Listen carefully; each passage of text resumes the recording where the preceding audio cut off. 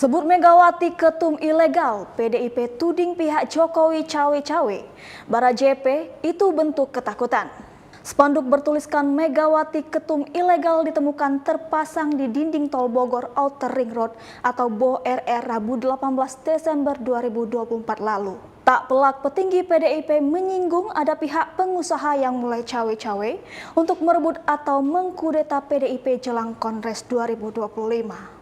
Dewan Pimpinan Cabang DPC PDI Perjuangan Kota Bogor, dilansir Kamis 19 Desember 2024 mengatakan, itu upaya provokasi yang bertujuan merusak soliditas partai menjelang Kongres 2025. Menurutnya ada upaya pengecut yang ingin mengganggu Kongres Partai 2025 dan mengadu domba internal. Spanduk tersebut juga menuduh Megawati melanggar ADART partai dan Undang-Undang Nomor 2 Tahun 2011 tentang partai politik.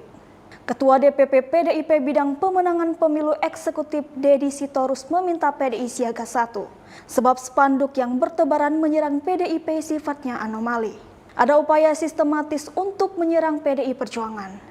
Sejumlah petinggi PDIP menuduh Jokowi cawe-cawe, namun Dedi enggan menanggapinya dan ia tak mau menyebut nama itu, meski ia sepakat dengan petinggi PDIP lainnya soal Jokowi cawe-cawe. Menanggapi tudingan ini, Ketua Umum Barisan Relawan Jokowi Presiden atau Bara JP UJ Gustaf mengatakan bahwa tudingan Jokowi akan cawe-cawe merupakan bentuk ketakutan berlebihan sejumlah kader PDIP.